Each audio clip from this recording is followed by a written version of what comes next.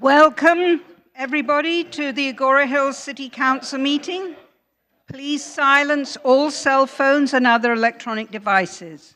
If you wish to speak or submit a written comment, please complete a comment card for each item and submit to the City Clerk prior to the public comment portion of the item. I am now calling this meeting to order. We will start with our land acknowledgement.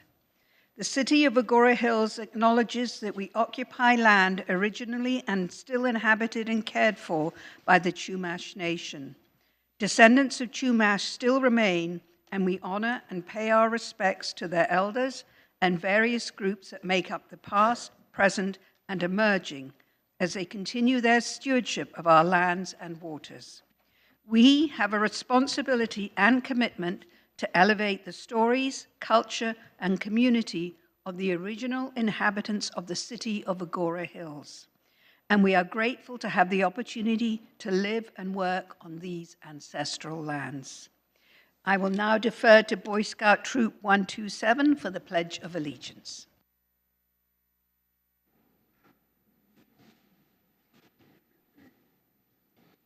Color Guard, prepare to post the colors.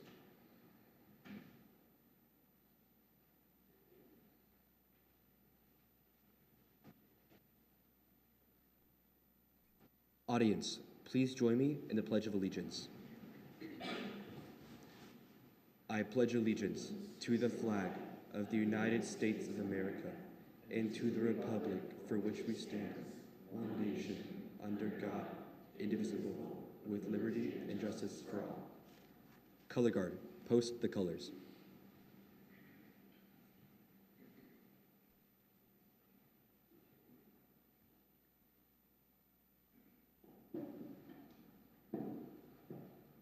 Color Guard, salute. 2. Color Guard, dismissed. Audience at ease. Thank you so much. That was wonderful.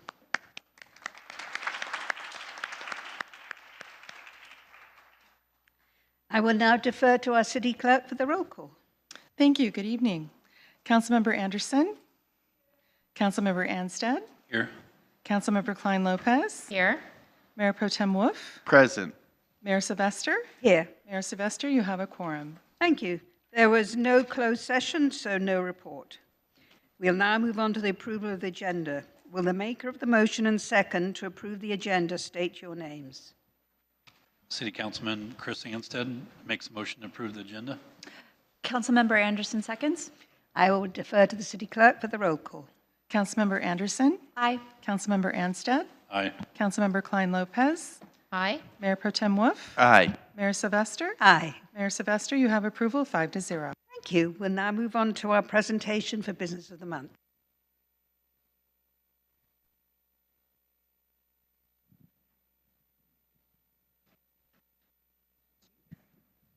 Good evening, everybody. I'd like to congratulate Neely and Darren Perlmutter on celebrating Healthy Pets 20 years in business. Your commitment to pets and their owners has made a lasting impact, and we are so grateful for all that you do. For the last 20 years, Healthy Pet has been a trusted, family-owned business dedicated to keeping our furry, feathered, and scaly friends happy and healthy. With top quality products, a knowledgeable and friendly staff, competitive prices, and even same-day local delivery, it's no surprise they've been a go-to spot for pet owners in our community. So whether you're picking up essentials, getting expert advice, or just stopping by to say hello, make sure to visit Healthy Pet and support this amazing local business. Congratulations again to Healthy Pet, our March Business of the Month. Are they here? Do we have Healthy Pet here? Oh, okay.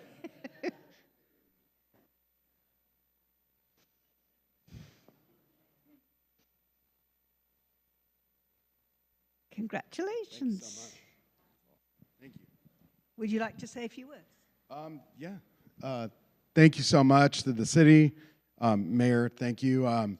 This is a great honor. We love being in this community, and we'll be here hopefully another 20 more years. So thank you so much, and thank you for supporting us. We love this community. It's wonderful. Thank you so much. If you'd open it and get it.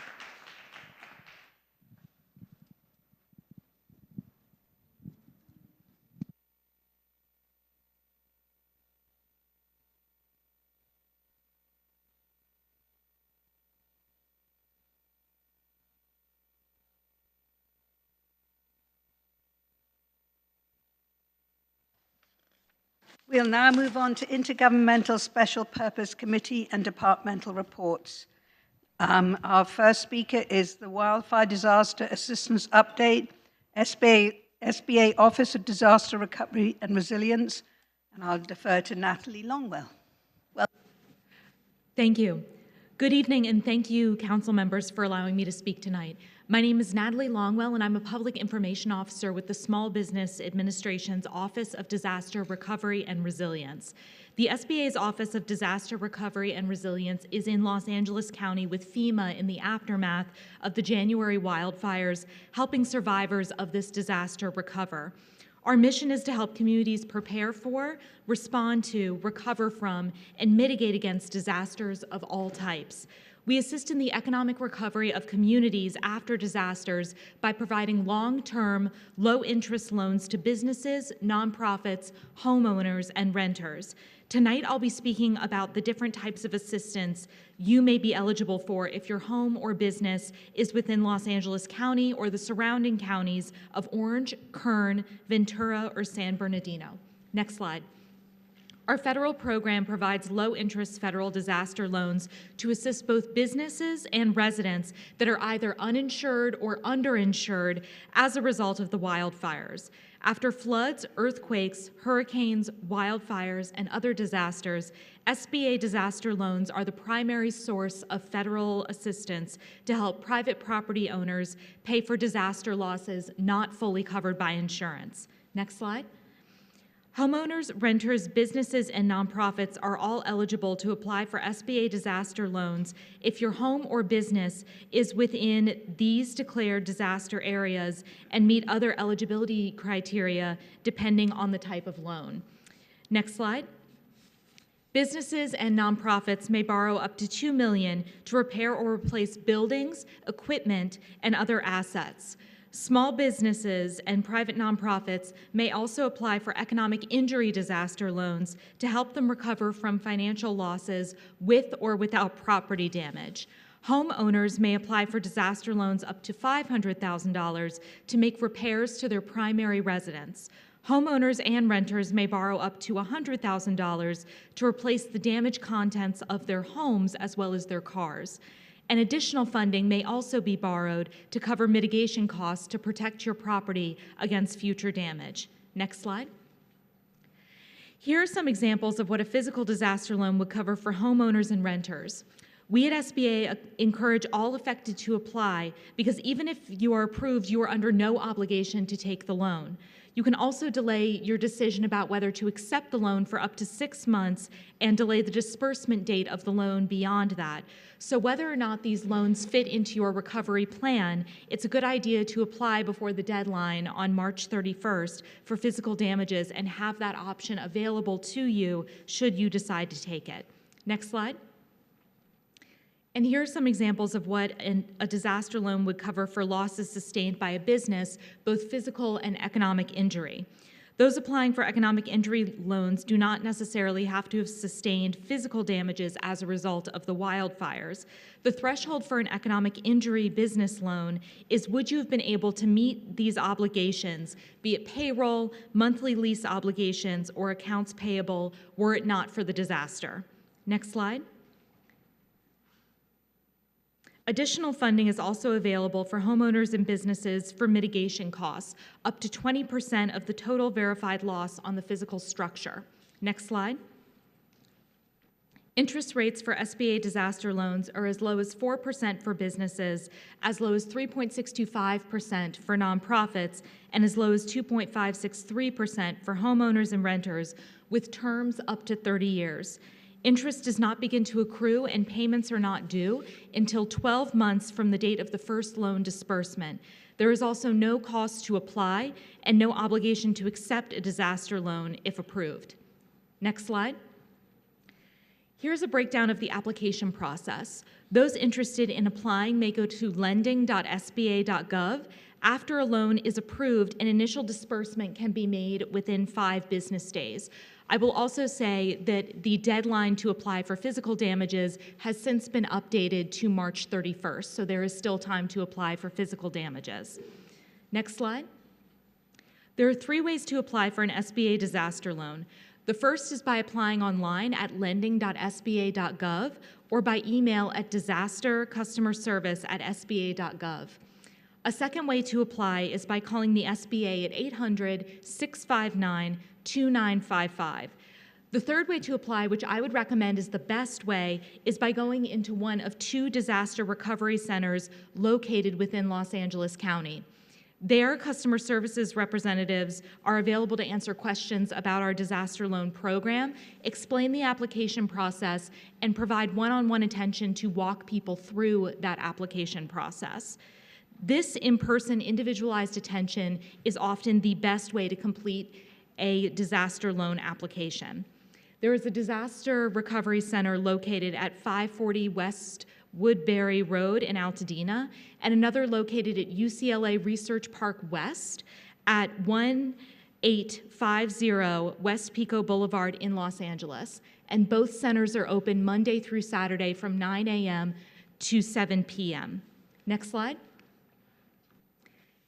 Here are a few resources with additional information and the contact information of the Small Business Administration's Office of Disaster Recovery and Resilience. Next slide. Thank you so much for hearing me tonight, and thank you to all the residents of Agoura Hills for having me. I look forward to any questions from the council. Thank you so much, Natalie. That's a very succinct presentation with lots of information. Luckily, we don't have any homes that were lost, but we probably do have business owners who may have had businesses in the affected areas. So I would like to open it up. Do any of our council members have any questions? No, thank you. That was very informative. Is your presentation available to staff so that we could push that information out on our social media? That would be wonderful. Yes. Thank you so much for coming. Thank you. We'll now move on to the Clean Power Alliance update. I'll defer to Councilmember Klein-Lopez.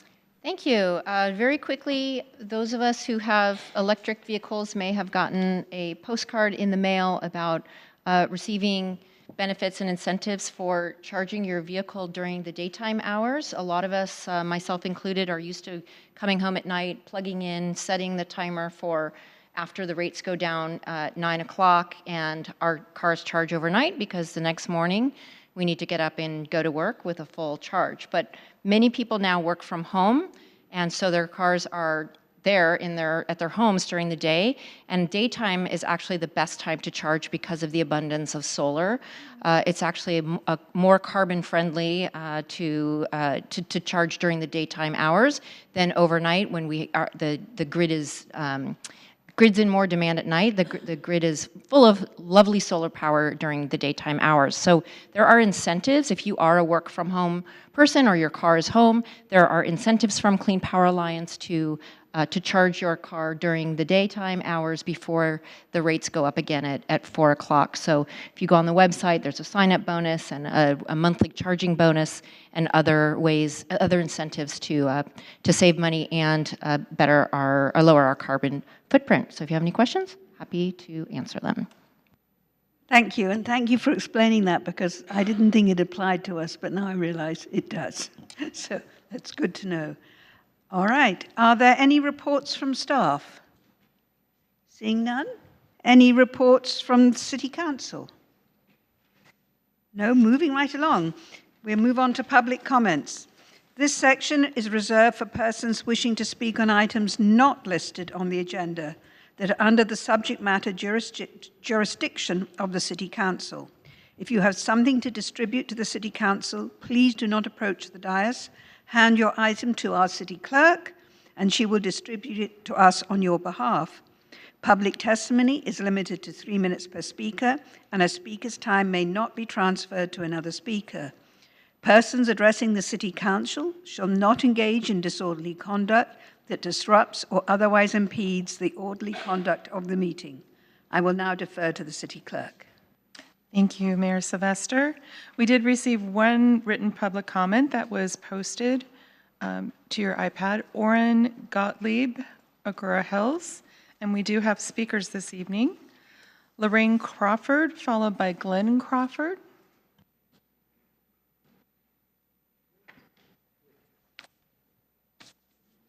Welcome. You will have 3 minutes to speak, ending when the red light appears on the podium. Please adjust the microphone and begin your comments. Okay. Good evening, everyone. My name is Lorraine Crawford, and I've been a resident of Agoura Hills for 24 years.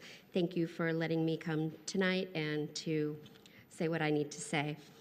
I'm coming to you to discuss the dangers to your citizens of adding hundreds of more cars in our ultra-high fire zone off of Canaan Road by way of the 278 apartments that are being state mandated and approved by this council. If your citizens can't get fire insurance for their homes due to the devastation of the reoccurring fires, how does it make sense to build density housing in the same location? Our local community fears that adding hundreds of more cars that come with these new units may cause loss of life in the next fire or disaster. People become trapped on bottlenecked Canaan when people are fleeing from Malibu, Topanga, Palisades, and other beach communities when emergencies occur. For goodness sakes, we are trapped in our own community on Canaan Road every day during the summer. Just to get onto the freeway, summer traffic stops Canaan Road. We are trapped on Canaan Road trying to get to PCH in the summertime.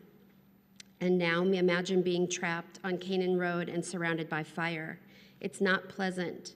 It doesn't make sense to add density housing and hundreds of more bodies and cars to Canaan Road. Do you recall the horror of the Paradise Fire, where families burned in their cars in their own neighborhood? It only took 4 hours to rip through that community, and it killed 85 people. Huge tragedy. How about the Woolsey Fire? We were all probably here for it. It took my family an hour and a half to get from Canaan and the freeway just to turn left onto PCH because the 101 freeway was shut down because it was on fire. And Cornell and Mulholland were also on fire, and the only way to evacuate was down Canaan to PCH. And then it took my family another 2 hours once we were on PCH to flee to Santa Monica. All of Agoura and Malibu were evacuating by way of Canaan and PCH.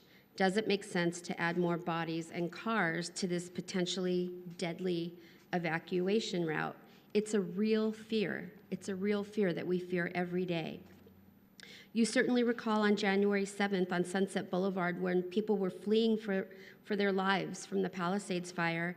Hundreds of people were trapped on Sunset, people that I know, and that were running from their cars so as not to burn up. It was horrific.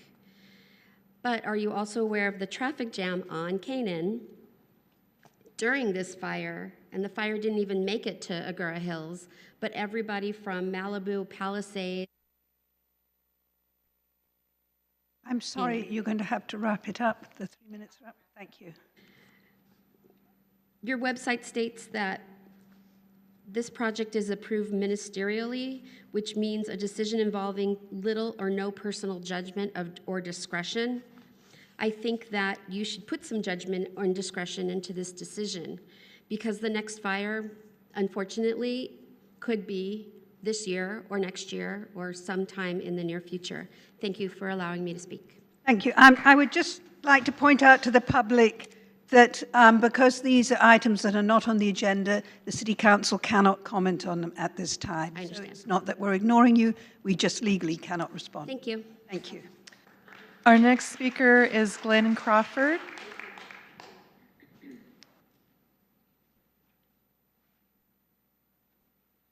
Hello, my name is Glenn Crawford. I live with Lorraine. Thank you for listening to me. I've got a little bit of a different take on the same situation. The Regency development to us, as Lorraine pointed out, is a traffic problem. It's an ongoing problem right now, but it is absolutely a chance for loss of life. I'm glad that the federal government and the SBA is present tonight. I'd like to make sure that our city council defends and fights for us.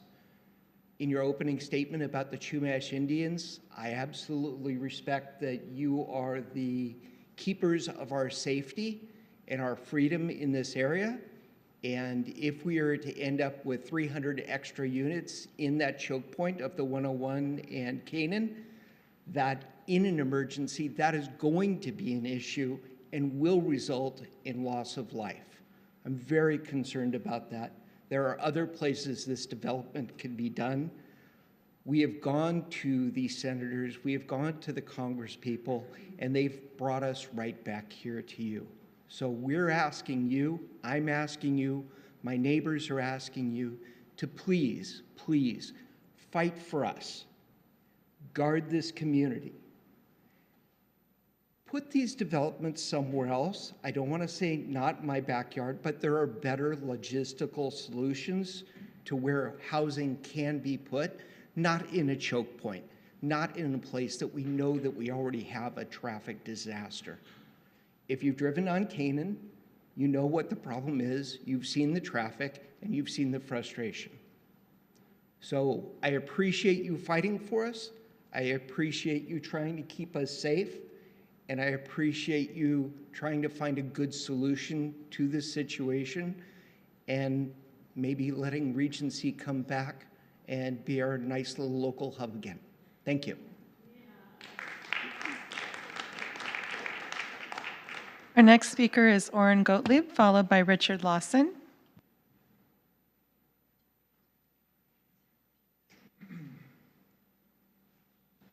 Hello, City Council members. My name is Orrin Gottlieb. I grew up in Agoura Hills. I attended Yerba Buena Elementary, Lindero Middle, and Agoura High schools. I met my high school sweetheart at Agoura High, and I've been a member of this community for 35 years. I now live next to Chumash Park with my toddler and newborn daughters on Medea Valley Drive in the community neighborhood adjacent to Agoura High. As the years have gone by, the traffic situation during morning and afternoon has become incredibly worse, leading to unsafe behaviors and driving conditions. To exit my neighborhood onto Argos Street, one must use one of only two streets, Parkheath Drive and Valley Heights Drive. When taking my toddler to daycare in the morning, I fear for my life and my daughter's life, as I and others desperately try to escape the neighborhood, while inexperienced student drivers and distracted parents rush to and from the high school, some even breaking laws to do so. In the first image that I've provided in the email that all of you should have, there are intersections of Argos Street starting from Thousand Oaks Boulevard. Normal traffic is shown in green, and the safest exits from my neighborhood is shown in yellow. The red arrow shows the constant occurrence of drivers trying to pass stagnant traffic by turning a one-lane street into two so that they can pass through the following intersection, often while speeding. This morning, as the cars in both oncoming lanes allowed me to make an unprotected left-hand turn, which they have to do because of the congestion, I was almost killed by one of these lane-splitting cars, and I didn't really know what to do at that point. And every morning I have to take my daughter to daycare. The second image is a solution which I have provided to allow the residents of our neighborhood to safely exit. Firstly, a do not block intersection painted and posted at the intersection of Parkheath and Argos. That will allow the congestion to create a division at that exit so that people can see me at the stop sign as I need to exit. And this is not just me. There's tons of families that leave this community and they only have two exits from there. Next, a yield sign for traffic in each direction of Argos to allow for the cars exiting the neighborhood safe right-of-way while minimizing disturbance to school-bound traffic. Not a stop sign, just a yield sign. Finally, I don't know how to prevent the lane splitting other than increased policing and perhaps possibly adding a solid white line on each side of Argos to make it clear that the excess street width is for parking, not driving.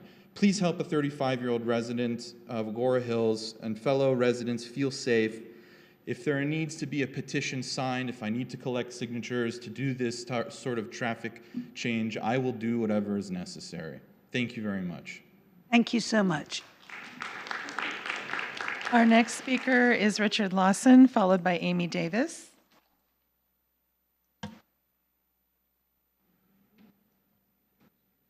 Good evening, Council. I brought my sign again. This is the sign from the city of Calabasas. I'd like to see Agoura Hills perhaps put their own sign in regards to the dumping of the waste. With all that being said, I know that apparently phase 1 has been completed according to what I hear in the news and what I see, which means hazardous materials such as paint, cleaners, solvents, oils, pesticides, batteries, PCBs, and asbestos from affected areas have been sorted and apparently cleaned out. But it also says in phase 2, any remaining hazardous households waste not addressed will be wrapped and sealed. So they are saying that there are more hazardous households. While I do realize that this is a county issue, I would like to see the city of Agoura request from the county and the ability to increase the testing on sites before the removal. Now, we know that they're removing all this material and they're putting it in the trucks, which brings us to the second problem. There was a question a while back where I believe 2 weeks ago, where you, Mayor, had talked to some of the members of the EPA, and they stated that no one knew how many trucks or what the route was. Well, we now know what the route is. The route is through Malibu Canyon. It is through Lost Hills Road. The trucks are spewing diesel exhaust into these communities, driving right past A.E. Wright Middle School. How many trucks? Has anyone counted the amount of trucks that have gone through there daily? Is it 10? Is it 20? Is it 60? Does anyone have that answer? I'd like to hopefully ask the city of Agoura Hills to find out what the number is. Also, with those trucks spewing once again all that waste, it brings me to a statement which someone passed to me. When all or most of the environmental laws and regulations are suspended or eliminated to accommodate the toxic debris from the fire, there's no honest conclusion that we can arrive at. The silence coming from the environmental lobby and their advocates, which is all of you, because I've read many statements you've all made about being green. This is deafening. Where are the environmental lobbyists with all these trucks coming through the beautiful Malibu Canyon, which is going to happen, spewing once again every time these trucks stop? To me, I see this as a huge hypocrisy. This is a big sellout.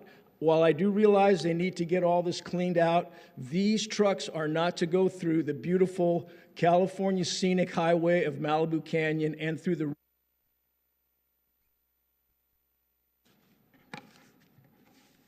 Thank you very much. Also the water tower. You know me and the water tower. I'll be back in 2 weeks to talk about the water tower. We look forward to seeing you. Thank you. Our next speaker is Amy Davis, followed by Paige Parsons. Is it Roche?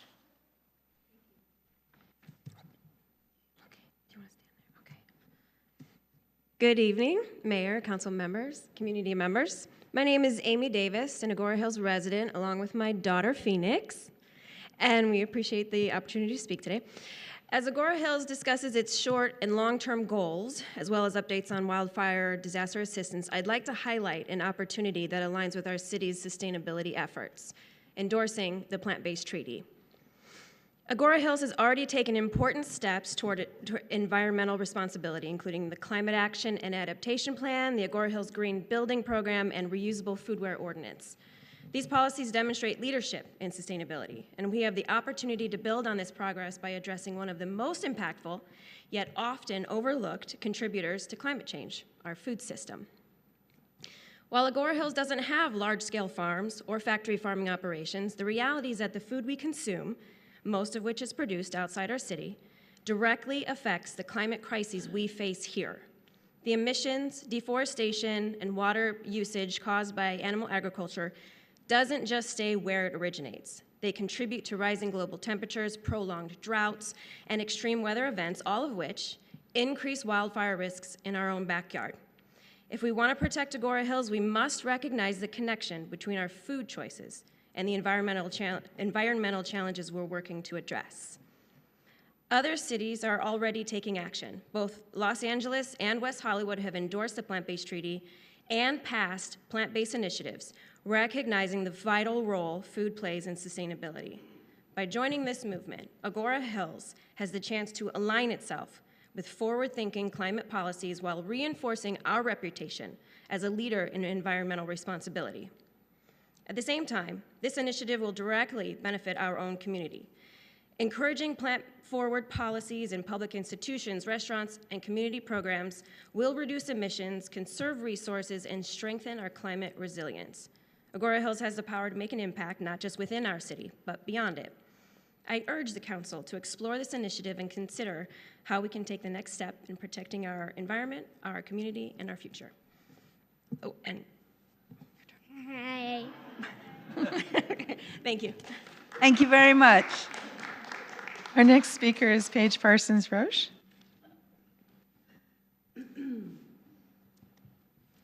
Good evening. Thank you for having this opportunity for us, the citizens in this area. I live in Westlake Village. My children went to Agoura High School. I had the choice. I'm also part of the plant-based treaty. I'm here to educate and inform and bring forward the initiative of changes in the city that will align with your greenhouse gas emission goals and sustainability goals. We are committed to reversing climate change as best as we can. We have an incredible campaign that's global, and I just brought something to leave or share, and we'd love to do a presentation. But we have information for the city. We're all about education. Again, this is a global initiative, 32 cities around the world, including many in the UK, as well as here in the United States as well, Edinburgh, Scotland, Amsterdam. And many of the cities are taking these initiatives, utilizing what we have to offer to educate public citizens. We have what do you call these? Clings, window clings that can talk about serving plant-based milk. Many of the restaurants and so forth in the area do offer plant-based milk, which is also part of an initiative for a better just system for those that maybe are allergic to dairy and so forth. So we would love to be able to do a further presentation, a more in-depth, and to roll out potentially the 40 proposals that we have that we're already working with in West Hollywood. Thank you very much. Thank you. And will you hand that to our city clerk so she can... Ms. Rodriguez? Thank you. We have no further speaker cards. Thank you so much. So we will now move on to the city's consent calendar. This section is reserved for persons wishing to speak on items on the consent calendar. I will now defer to the city clerk. Thank you. We did not receive any written public comment or speaker cards. Thank you. Are there any questions from the City Council for the consent calendar? Seeing none, I will now call for a motion and a second to adopt the consent calendar. This is Deborah Klein-Lopez. I make a motion to approve the consent calendar. City Councilman Chris Anstett, I second. Thank you. I'll defer to the city clerk for the roll call. Councilmember Anderson? Aye. Councilmember Anstett? Aye. Councilmember Klein-Lopez? Aye. Mayor Pro Tem Wolf? Aye. Mayor Sylvester? Aye. Mayor Sylvester, you have approval 5-0. Thank you. We'll now move on to council and staff comments. Are there any comments from staff? No upcoming announcements? Nothing happening next week, maybe? Would anybody like to take that?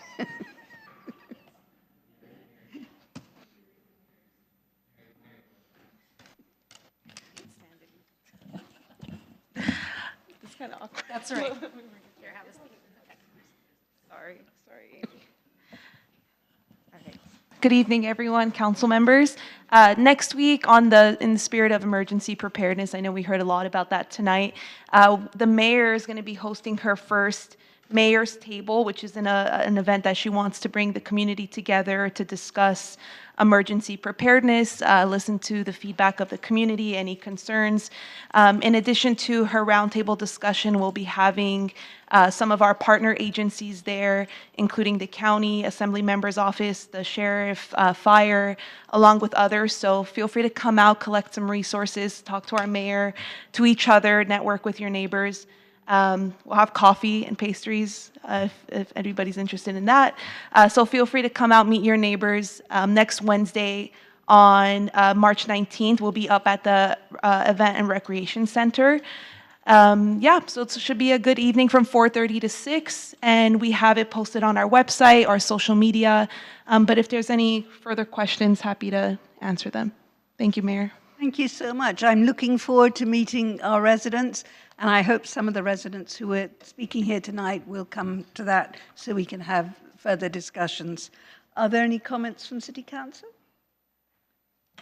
Yeah, just appreciation for the public coming out to addressing a wide range of issues and comments from the city. We really appreciate you coming out to share these comments and issues. It's important for us to hear it, and thank you for taking the time to come here tonight. Anyone else? Great, thank you. All right, so we're about to adjourn. The next regular City Council meeting will be held at 6 p.m. on Wednesday, March the 26th, 2025, in the Council Chambers of the Civic Center, located at 30001 Ladyface Court in Agoura Hills. This meeting is now adjourned. Good night, everyone.